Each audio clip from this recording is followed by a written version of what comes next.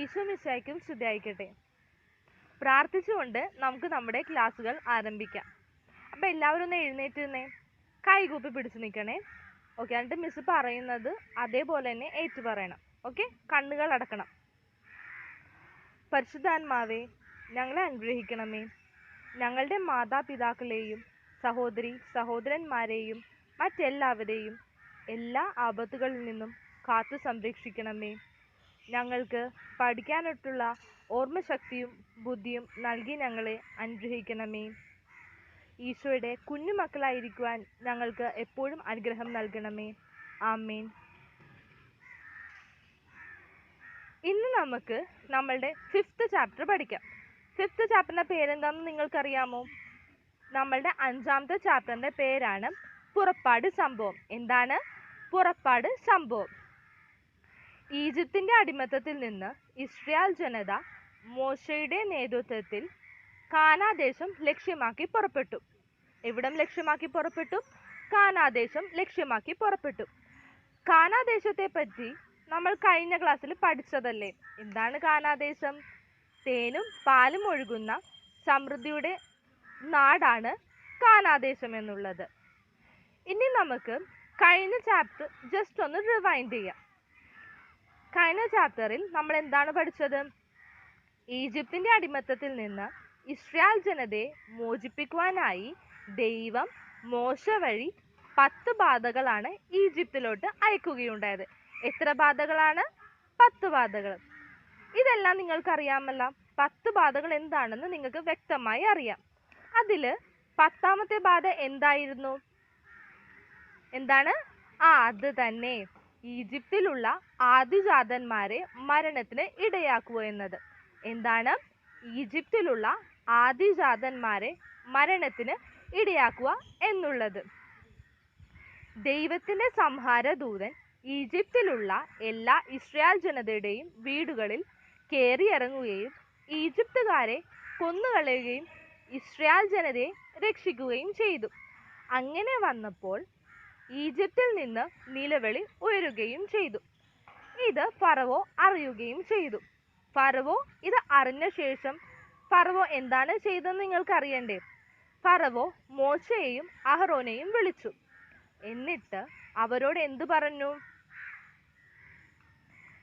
നിങ്ങൾ എൻ്റെ ജനതയുടെ ഇടയിൽ നിന്ന് പോകണമെന്ന് ആവശ്യപ്പെട്ടു. ആരാണ് ഈ എൻ്റെ ജനത? ഈജിപ്തുകാരാണ് ഇവിടുത്തെ ജനതയായി പറയുന്നത്. ഈജിപ്തുകാരുടെ ഇടയിൽ നിന്ന് നിങ്ങൾ പോകണമെന്ന് ആവശ്യപ്പെടുകയും ചെയ്തു.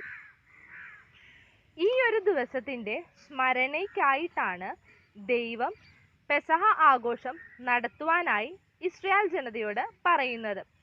എന്ത് നടത്തുവാനായിട്ടാണ്?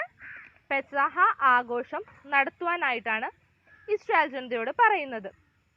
പെസഹ എന്ന വാക്കിന്റെ അർത്ഥം എന്താണ്? കടന്നു പോകൽ എന്നാണ്.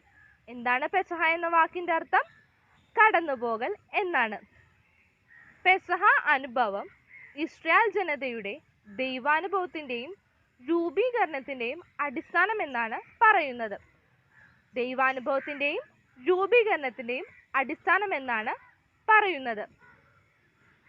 ഈജിപ്തിന്റെ അടിമത്തത്തിൽ നിന്ന് ഇസ്രായേൽ ജനത 430 വർഷം പൂർത്തിയാക്കി മോശയുടെ നേതൃത്വത്തിൽ കാനാദേശം ലക്ഷ്യമാക്കി പുറപ്പെട്ടു.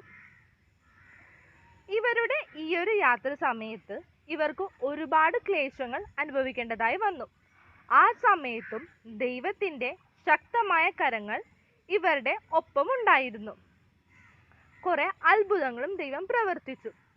എങ്ങനെയൊക്കെയാണ് ദൈവം ഇസ്രായേൽ ജനതയെ സംരക്ഷിച്ചു എന്നുള്ളത് ഇനി നമുക്ക് നോക്കാം. ഇസ്രായേൽ ജനതയുടെ സംരക്ഷണത്തിനായി ദൈവം അവരെ ചെങ്കടലിന് നേരെ നയിച്ചു. എവിടേക്കാണ്? ചെങ്കടലിന് നേരെ നയിച്ചു. ഇസ്രായേൽ ജനത ഈജിപ്ത് വിട്ടുപോയി എന്ന് അറിഞ്ഞ ഫറവോ എന്തു ചെയ്തു? ഈജിപ്തിന്റെ സൈന്യത്തെ സജ്ജമാക്കി ഇസ്രായേൽ ജനതയെ പിന്തുടരാൻ ആവശ്യപ്പെടുകയും ചെയ്തു. അങ്ങനെ ഇസ്രായേൽ ജനത ഈജിപ്തിലെ സൈന്യത്തെ കണ്ടപ്പോൾ ഭയപ്പെടുകയും ദൈവത്തെ വിളിച്ചപേക്ഷിക്കുവാനും തുടങ്ങി. പിന്നീട് അവർ മോശയോട് ദേഷ്യമായി സംസാരിക്കുവാനും തുടങ്ങി. മോശ അപ്പോൾ എന്താണ് ചെയ്തത്? അവരെ ധൈര്യപ്പെടുത്തി. ദൈവം നമ്മുടെ കൂടെയുണ്ട്, നമ്മളെ രക്ഷിക്കും എന്ന് പറഞ്ഞ് ധൈര്യപ്പെടുത്തി. അതിനുശേഷം മോശ ദൈവത്തോട് പ്രാർത്ഥിച്ചു. അപ്പോൾ ദൈവം മോശയോട് പറഞ്ഞു, നിന്റെ വടി കയ്യിലെടുത്ത് കടലിനു മീതെ നീട്ടുക. അപ്പോൾ കടൽ വെള്ളം വിഭജിക്കപ്പെടും. അവിടെ ഒരു വരണ്ട ഭൂമിയായി മാറും. ആ വരണ്ട ഭൂമിയിലൂടെ ഇസ്രായേൽ ജനത നടന്ന് മറുകരയിലെത്തട്ടെ എന്ന് പറയുകയും ചെയ്തു ദൈവം. അതേപോലെ തന്നെ ദൈവം പറഞ്ഞതനുസരിച്ച് മോശ തൻ്റെ വടി കയ്യിലെടുത്ത് കടൽ വെള്ളത്തിനു മീതെ നീട്ടുകയും കടൽ രണ്ടായി, കടൽ വെള്ളം രണ്ടായി വിഭജിക്കപ്പെടുകയും ചെയ്തു. അങ്ങനെ അവിടെ ഒരു വരണ്ട ഭൂമിയായി.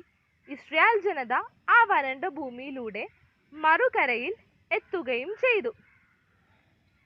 ഇസ്രായേൽ ജനതയെ പിന്തുടർന്നു വന്ന ഈജിപ്ത് സൈന്യത്തിന് എന്തു പറ്റിയെന്നോ? അവർ പിന്തുടർന്നു വന്ന് കടൽ വെള്ളത്തിന് മധ്യേ എത്തി നിൽക്കുമ്പോൾ കടൽ വെള്ളം യോജിക്കുകയും ഈജിപ്തിലുള്ള ഒരു മനുഷ്യരും അവശേഷിക്കാത്ത വിധം കടൽ വെള്ളം അവരെ മുക്കിക്കളയുകയും ചെയ്തു. അങ്ങനെ ഇസ്രായേൽ ജനതയ്ക്ക് ഒരുപാട് സന്തോഷമായി. തങ്ങളെ അത്ഭുതകരമായി രക്ഷിച്ച ദൈവത്തിന് അവർ നന്ദി പറഞ്ഞ് അവർ അന്നൊരു കീർത്തനം ആലപിച്ചു. ആ കീർത്തനത്തിന്റെ പേരാണ് മോശയുടെ കീർത്തനം. എന്താണ് ആ കീർത്തനത്തിന്റെ പേര്? ആ കീർത്തനത്തിന്റെ പേരാണ് മോശയുടെ കീർത്തനം.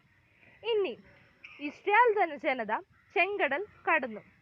അതിനെ പറ്റിയിട്ടുള്ള ഒരു വീഡിയോ നമുക്കിപ്പോൾ കാണാം. അപ്പോൾ നിങ്ങൾക്ക് വ്യക്തമായി, ഇപ്പോൾ നിങ്ങൾ ഈ വീഡിയോ കണ്ടല്ലോ, ഇപ്പോൾ നിങ്ങൾക്ക് ചെങ്കടൽ അവരെങ്ങനെ കടന്നു എന്നുള്ളതിനെ പറ്റി വ്യക്തമായി മനസ്സിലായി. അപ്പോൾ നിങ്ങൾ എന്താ ചെയ്യേണ്ടതെന്ന് വെച്ചിട്ടുണ്ടെങ്കിൽ നിങ്ങളുടെ പാഠപുസ്തകം തുറന്ന് ഇത്രയും എടുത്ത ഭാഗങ്ങൾ, നമ്മളുടെ ചാപ്റ്റർ കംപ്ലീറ്റ് ആയിട്ടില്ല, ചെങ്കടൽ കടക്കുന്നു അവിടം വരെ ഇപ്പം എടുത്തിട്ടുള്ളൂ, അത്രയും ഭാഗം വ്യക്തമായി വായിച്ച് കഥ മനസ്സിലാക്കി വ്യക്തമായി വായിച്ച് മനഃപ്പാഠമാക്കി വെക്കണം. ഇനി ബാക്കിയുള്ള ഭാഗം നമ്മൾ അടുത്ത ക്ലാസ്സിലായിരിക്കും എടുക്കുന്നത്. അപ്പോൾ ഇത്രയും ഉള്ളൂ നമ്മുടെ ഇന്നത്തെ ചാപ്റ്റർ, ഇന്നത്തെ ക്ലാസ്. അപ്പോൾ എല്ലാവർക്കും